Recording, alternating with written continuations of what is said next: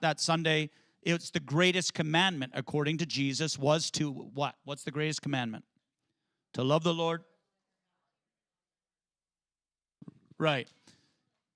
So it begins, this is actually comes from Deuteronomy chapter 6, that the Lord Jesus is quoting this commandment. And it is the first commandment, not by accident. It's first in the order of the giving of them by God himself. And actually, in Deuteronomy 6, when God gives them the greatest commandment first, he actually starts with a doctrinal statement. So in Deuteronomy chapter 6, verse 4, he says, "Hear or listen, Israel, the Lord thy God is one. And thou shalt love the Lord thy God with all thy heart, soul, mind, and strength." So he starts with a doctrinal statement. And why is that important? Because the love that we are going to return, let me say that again. The love with which we are loved and the love that we are going to return is not to a multiplicity of different gods. There is one God. So he starts by establishing this truth. The greatest of truths for you to know, Israel, is the Lord your God is one. Okay? So then from this foundation, we need to continue to love the Lord thy God with all thy heart. How do we love? That's a good next question, right? Okay, we know the greatest commandment is to love God with all our heart. And then we also talked about that Sunday to love our neighbor as ourselves, which is the second greatest commandment, right? Like the first. But how do we love? What is the expression of love? So let me just get a little bit of input from around the room. What are some different expressions of love? Let me ask the veterans in the room. Brother Josh, can you tell me what is... For those that don't know, Brother Josh and Sister Rebecca are getting married next Saturday. So we're asking the veterans, what is an expression of love? What is some way that you can see love? Acts of service, okay? So doing something for somebody, okay? Sure. Especially when it's not convenient, right? It means even more. Somebody else. Brother Alex. Forgiveness, absolutely. When it's your right to withhold forgiveness and you give it. Good. Somebody else. Sacrifice, okay? That's a huge one. We saw that in Jesus, right? Greater love. So that's actually probably stole everybody else's thunder here, but greater love hath no man than this, than that he would lay down his life for his friend. So sacrifice, absolutely. Maybe one more, somebody else. What's that? Humbling yourself, so preferring somebody else maybe above yourself. Okay, good. So there is no doubt that the expression of love is found in relationship. And the foundation of relationship that God has given his children is built on prayer and his word. Say that again. The foundation for us to have relationship with the creator of all things is built on prayer and the word. Prayer has been spoken about so often, and I know that as soon as I give the subject of what I was going to talk about today, some people immediately begin to tune it out. Why? Because people have learned how to live around the subject of prayer without ever truly living in it. Okay? Many people know how to talk about prayer, but few have a life of prayer. Some know how to begin to pray, but few know how to remain or to tarry or to linger in prayer. They begin and then become distracted or frustrated. How many have ever been frustrated? I'm putting my hand up first, okay, so that you can feel better about doing it. How many have ever been frustrated with your prayer life? Okay. So for many, prayer has become a religious habit instead of a living relationship with God. And we see this in religions all over the world, and it creeps even into the Christian faith, where people have prayers that they say over and over again, right? Different religions have these prayers. Some people count beads and do all these different religious activities, right? Jesus actually addressed that, and he said, don't let your prayers be like these vain repetitions. Or Jesus said, don't let your prayers be something that you just say these words over and over again. Why? Because the Lord, can you imagine having a relationship with somebody you loved like that? And every time you engage them in conversation, they just pulled out some phrases that they had said to you yesterday, and they just repeated those phrases? Now, I know some of you feel like your spouse does that. Yes, babe. Uh-huh. Yes. Okay, I'll do that.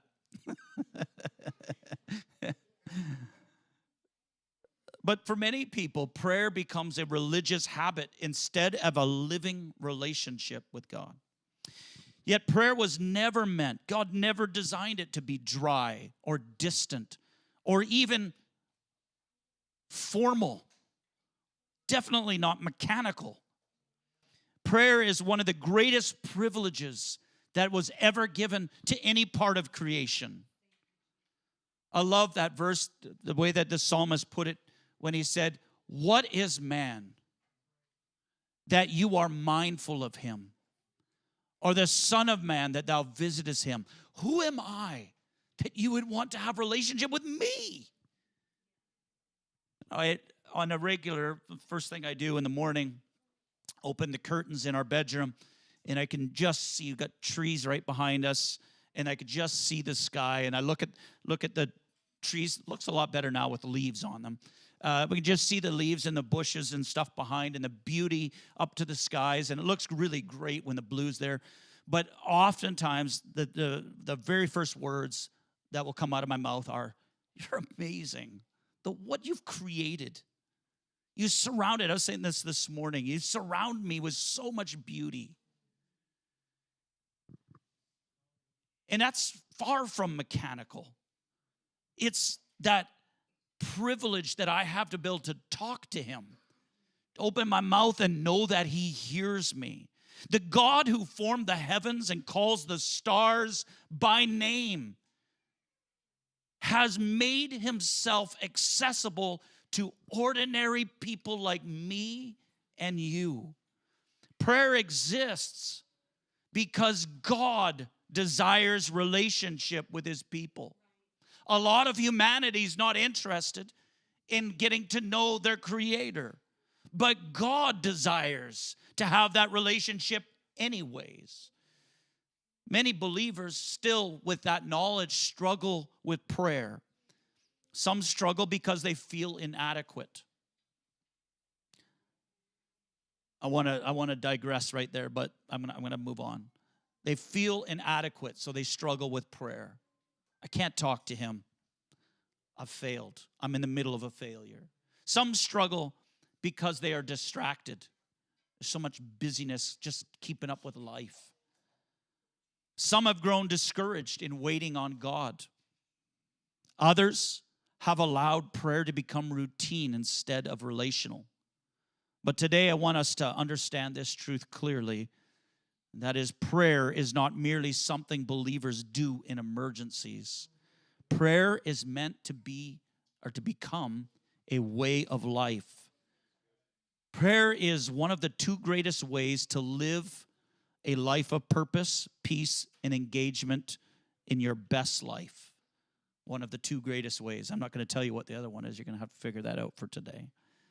Do you want a richer relationship with your wife, with your husband, with your children? Learn to spend quality time in prayer. You want peace on the job? Learn to spend quality time with the Lord in prayer. I'm not talking about the absence of conflict. I'm talking about peace, the peace of the Lord. You want confidence so that you can face whatever tomorrow brings, the unknown, that causes you anxiety and fear of how things are going to turn out or how things are going to go with your finances, your relationships, etc. Learn to spend quality time with the Lord in prayer. So let me begin by telling you what, this is a big claim to make, what prayer really is. You want to know what prayer really is? Well, first of all, one of the greatest misunderstandings about prayer is that people think prayer is only about asking God for things. Of course, God invites us to ask. He says, make your petitions known. In fact, Jesus said, ask, seek, and knock. So we know that prayer includes that, but prayer is far greater than just being a method for receiving blessings. Prayer is where, and if you can't catch anything else, catch this, because a lot of your anxiety and a lot of your frustration, prayer is where trust is developed. Trusting God with whatever you can't control, prayer is where trust is developed. Prayer and one other thing. Love for others and for God is deepened in prayer. Our motives are exposed in prayer. Burdens are surrendered in prayer. That weight that you're not meant to be carrying, but you're carrying, it is, or can be, surrendered in prayer. And of course, hearts are transformed in prayer. Prayer changes more than circumstances. In fact, I would say the changing of circumstances is secondary. The most important thing that prayer does is it changes the person who is praying.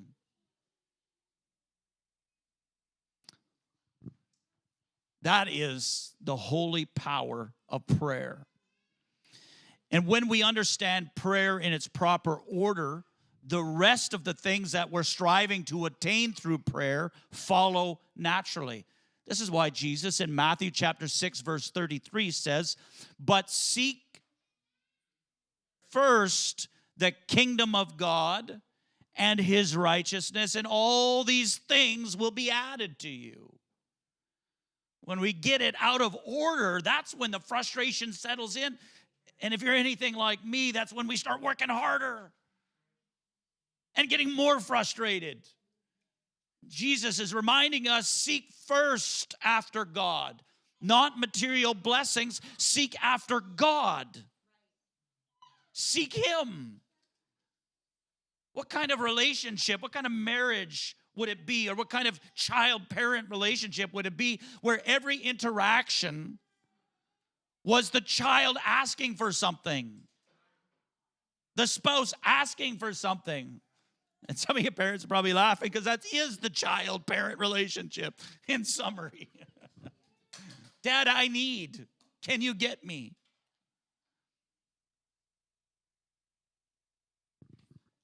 There are things that God can teach a soul who seeks him that can't be learned any other way. Because when a person truly seeks God, seeks him, the heart is brought honestly and transparently before God. And honesty before God is something many people resist. I'd say almost all of us resist it. Why? Because we've learned to practice dishonesty with people around us, trying to form a certain image of what we want them to think. The whole social media world is that. Creating an image that we want people to see of us. And so when we come to God, we struggle with transparency because it's how we've learned to live, covering things over. In everyday life, people can stay busy enough to avoid what is really happening inside of them. But in prayer, in time spent with the Lord, pride becomes harder to defend. Self-sufficiency begins to crumble with time spent with him. Bitterness becomes difficult to justify. Our inner fears become visible. And the source of worry is exposed when we spend time with the Lord in prayer. The real source of worry. When we come before God's presence in prayer, he exposes hidden motives, fears, and faults. But here is what we have to understand. He doesn't expose it in us to shame us.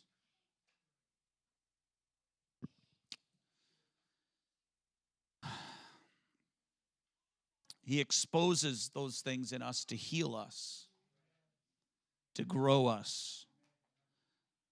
I know you already know this, but we live in maybe you've heard the term, a gotcha culture. Where politics is a perfect example of this, where they're looking for a sound bite. They're looking for somebody to say or do something that they go, gotcha, I caught you, now I can expose you so that I can win, so that you can look like the bad person, and on and on and on. But we bring that same mentality. That's why we feel like we got to guard ourselves or cover ourselves, protect ourselves, because somebody's going to get me. Somebody's going to say, I gotcha. You're not as smart as you thought you were. Not as talented as you tried to tell other people you were. Right? And on and on and on. The world tells us that we need to control everything, because if we can control it, we can protect ourselves. But prayer softens hardened places. It strengthens faith. It deepens humility. It restrains the heart to depend on God. When the world says control everything, prayer says trust God with everything. When the world